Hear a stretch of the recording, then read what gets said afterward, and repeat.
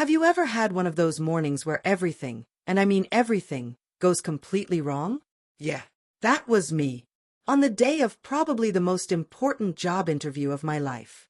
And honestly, if you had told me that morning that this disaster would somehow change everything for me, I would have laughed.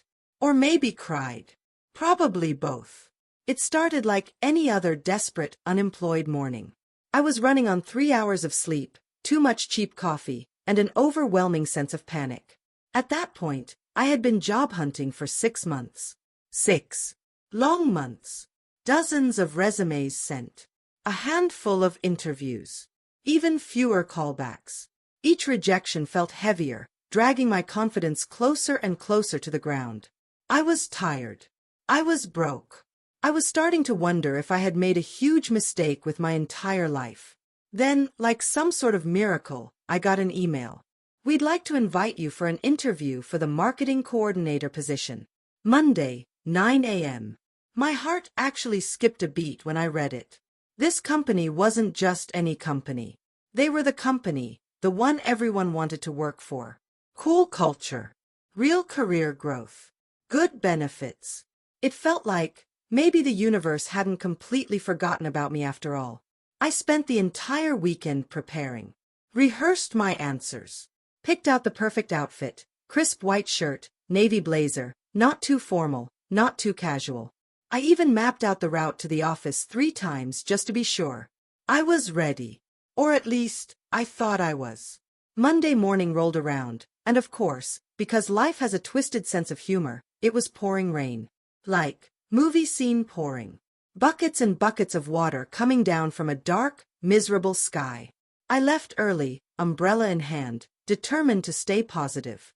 It's fine, I told myself. It's just a little rain. 5 minutes later, my umbrella flipped inside out. 10 minutes after that, I stepped into a puddle so deep it soaked my socks. By the time I made it to the subway, I was already shivering, my perfect outfit sticking to me in awkward patches. Still, I was clinging to hope. Maybe I could dry off in the lobby. Maybe no one would notice. But then, the train stalled. 20 full minutes, sitting underground, watching the clock tick closer and closer to 9 a.m. I remember gripping the pole so hard my knuckles turned white, silently begging the universe to just, for once, cut me a break. By the time the train finally lurched forward and I sprinted the 6 blocks to the office, I was late. 15 minutes late. Soaked. Shaking. And to top it all off, as I tried to grab my folder out of my bag, my coffee spilled all over my shirt. Right there, in the middle of the lobby. A huge, ugly brown stain blooming across my chest like some sort of badge of failure. I just froze. Right there by the elevators, dripping wet, coffee-stained, watching a small puddle form around my shoes. People were staring. Receptionists whispering. Someone in a sharp suit glanced at me with that look, the one that's half pity, half second-hand embarrassment. And in that moment, I wanted to run. Just turn around, leave, crawl back into bed, and forget this entire day ever happened. Because seriously, who in their right mind would hire this mess? But then, I don't know. Something inside me, stubbornness, desperation, pure exhaustion, made me stay. I took a deep breath, wiped my hands on my soaked pants, and said to myself, well, you're already a disaster. You might as well show them the real you. So I marched up to the receptionist, dripping all over her pristine desk, and said, voice shaking, "Hi. I'm here for the 9 a.m. interview." She blinked, tried not to laugh, and pointed me toward the elevator. And as I rode up, alone in that tiny metal box, heart pounding against my ribs, shoes squishing with every step, I told myself, you have nothing left to lose. Just be honest. Just be yourself. It's the only shot you've got. I didn't know it yet. But that messy, humiliating morning? It was about to turn into the most important turning point of my entire career. The elevator doors opened with a soft ding, and I stepped out into a sea of glass walls and pristine white carpets. Everything smelled like money, fresh furniture, polished wood, expensive cologne. And then there was me. Dripping. Stained.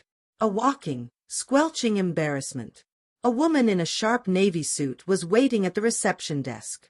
She looked down at her tablet, then up at me, her perfectly arched eyebrow twitching just slightly. "You must be Alex," she said, hesitating just a beat too long. I nodded, trying to force a smile, wishing the ground would just open up and swallow me whole. "Right this way," she said, her voice clipped, professional. She led me down a hallway lined with frosted glass offices, past important-looking people who didn't even try to hide their stares. I caught glimpses of myself in the glass, my hair plastered to my forehead, my shirt a patchy mess, my shoes leaving wet footprints behind me. When we reached the conference room, she opened the door and gestured for me to go inside. Sitting at the long table were 3 people. A middle-aged man with silver hair and kind eyes. A woman in her 30s who looked like she could run a marathon before breakfast and still have energy left over. And another guy about my age, tapping something on his phone under the table. They all looked up when I walked in. And for a heartbeat, there was silence. The silver-haired man, clearly the boss, cleared his throat. "You had a rough morning, I take it?" he said, smiling gently. Something about his tone, not mocking, just human, made me exhale for the first time in what felt like hours. I could have lied. Could have laughed it off. Could have pretended I wasn't standing there soaked, miserable, and about 3 seconds from crying. But instead, I just told the truth. "Yeah," I said, my voice shaking a little. "Pretty much everything that could go wrong did." There was a beat of silence. And then, the silver-haired man chuckled. A low, genuine laugh that filled the room with something warm. "Well," he said, setting his pen down, "let's hear about it." I blinked. Sorry?" He leaned back in his chair, folding his hands behind his head.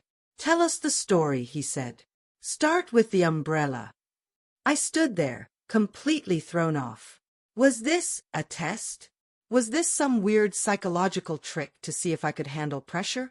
But honestly, I had nothing left to lose. So I took a deep breath, sat down, and started talking. About the flipped umbrella. About the subway delay. About the puddle-soaked socks and the tragic coffee stain. I told it all, voice shaky at first, then gaining momentum as the 3 interviewers started to laugh, not cruelly, but in that shared, "Yeah, life is ridiculous sometimes," kind of way. And somewhere in the middle of my rambling, self-deprecating story, something shifted. The room relaxed. I relaxed. It stopped feeling like an interrogation and started feeling like a conversation. We talked about resilience, about handling bad days, about staying professional even when everything falls apart. They asked me about my previous work, sure, my resume, my skills, but it wasn't stiff or formal anymore. It felt real. It felt human. At one point, the silver-haired man, his name was Mike, I later learned, shared his own disaster story. How early in his career, he showed up to an important client meeting with mismatched shoes after pulling an all-nighter. Everyone laughed, including me. And for the first time that morning, I felt something close to hope flicker in my chest. Maybe this wasn't a total disaster after all. When the interview wrapped up, Mike stood and shook my hand, firmly, warmly. "Thanks for being real with us today," he said. "Sometimes how you handle chaos says more about you than any resume ever could." I walked out of that building soaked, cold, and still smelling faintly of coffee. But inside, something had shifted. I didn't know if I would get the job. I didn't know if they'd overlook my mess of a first impression. But for the first time in months, I felt proud of myself. Not for pretending to be perfect. Not for having the right answers. But for showing up. For staying. For being human. And sometimes, that's enough. The next few days were torture. I kept replaying the interview over and over in my head. Every stutter. Every awkward laugh. Every moment I wished I had sounded smarter, more polished, more put together. Even though the conversation had felt good, real, even, that voice in the back of my head wouldn't shut up. They probably just laughed at you out of pity. No one wants to hire someone who shows up looking like they fought a hurricane and lost. You blew it. I tried to stay busy. Applied for more jobs. Updated my resume, again. Pretended not to jump every time my phone buzzed. even though my heart would race every single time. Nothing. Radio silence. For 3 long, brutal days. By the fourth day, I had convinced myself it was over. Another almost. Another chance that slipped through my fingers. I was curled up on the couch, wearing sweatpants that probably needed to be washed 3 days ago, binge-watching bad TV, when my phone rang. An unknown number. My stomach dropped. I almost didn't answer. Almost let it go to voicemail. But something, hope, stupidity, desperation, made me swipe to pick up. Hello. Hi, is this Alex? A woman's voice said. It was professional, but there was a smile behind it. Yes, this is Alex. I sat up straighter, suddenly hyper-aware of how terrible I looked, as if she could somehow see me through the phone. This is Kelly from Brightwave Marketing. We just wanted to follow up on your interview earlier this week. My mouth went dry. My heart pounded so loudly, I almost didn't hear what she said next. We'd love to offer you the position, if you're still interested. For a second, I actually thought I had misheard her. I sat there, blinking at the wall, trying to make the words make sense. You. I stammered. You want to hire me? She laughed, a warm, easy laugh. Yes. Mike and the team were really impressed. They loved your honesty, your resilience, and your attitude under pressure. I let out a sound that was half laugh, half sob. Yes, I said. Yes, I'd love to accept. Kelly went over the formalities, start date, salary, better than I expected, benefits. I barely registered any of it. I was too busy trying not to cry into my cat's fur. When I hung up, I just sat there for a moment, phone still in my hand, staring at the ceiling. I did it. I actually did it. Not by being perfect. Not by pretending to have all the answers. But by showing up, messy, flawed, real. The first day at my new job was nothing like I imagined, in the best way. Sure, I was nervous. Sure, I double-checked my outfit 5 times, terrified of another coffee disaster. But when I walked into that bright, bustling office, there was Mike at the front desk, giving me a big grin and a thumbs up. Glad you made it back, he said. And for the first time in a long time, I felt something I hadn't felt in months. Like I belonged. The first few weeks were a blur of onboarding, training, and awkward small talk with new coworkers. But it was different this time.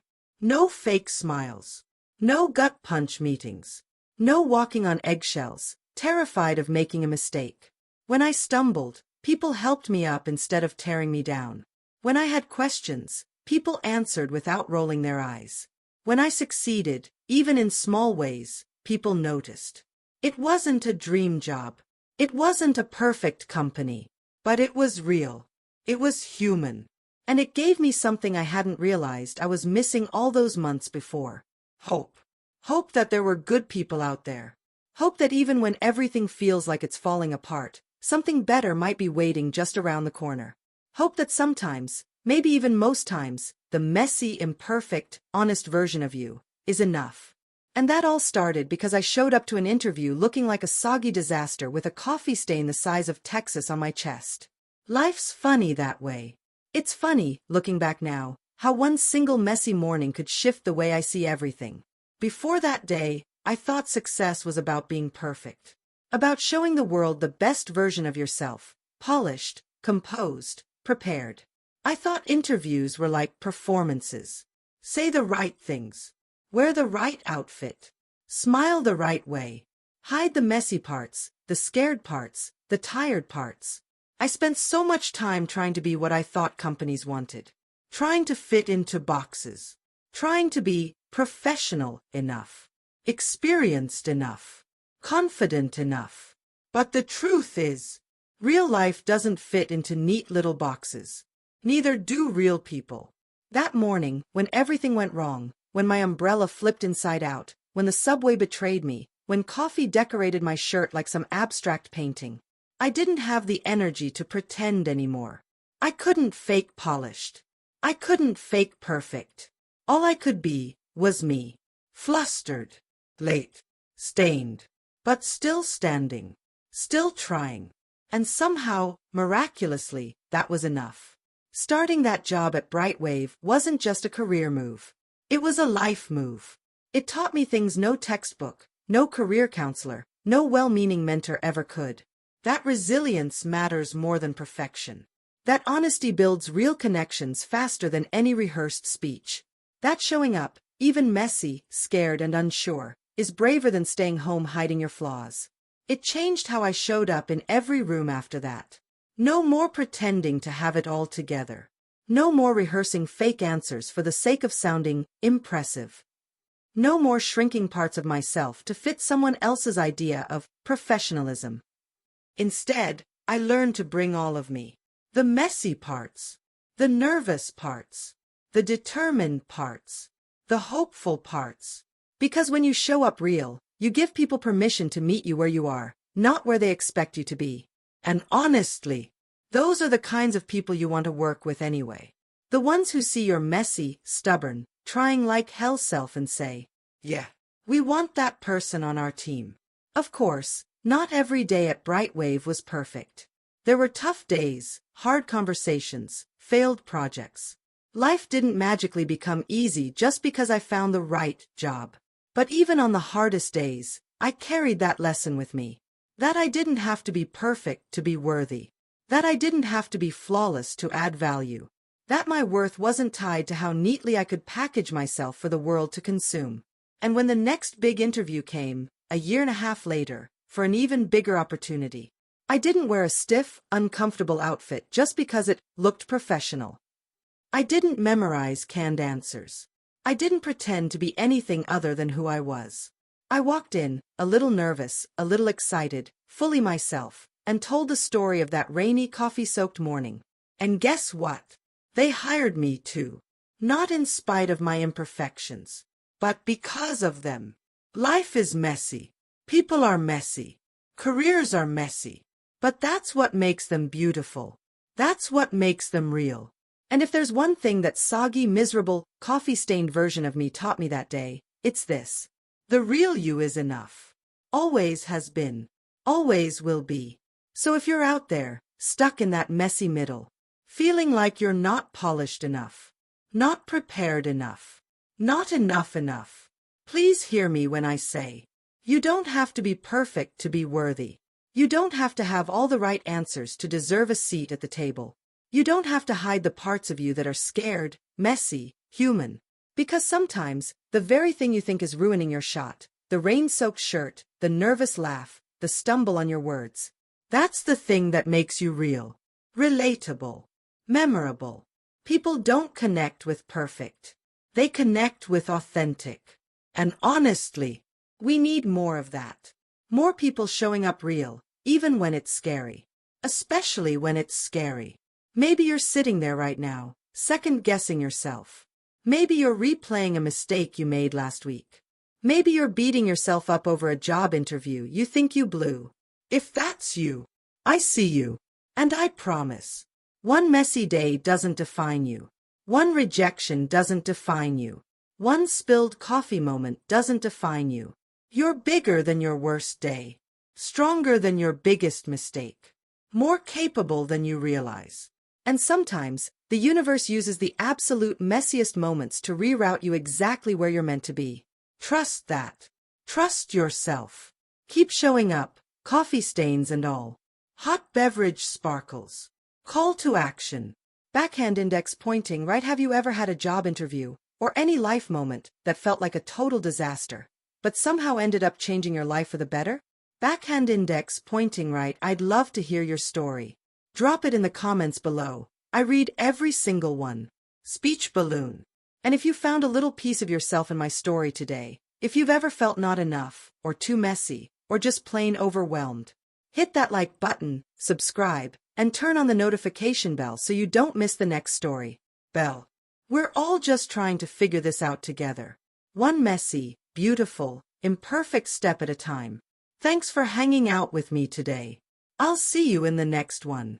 Waving hand.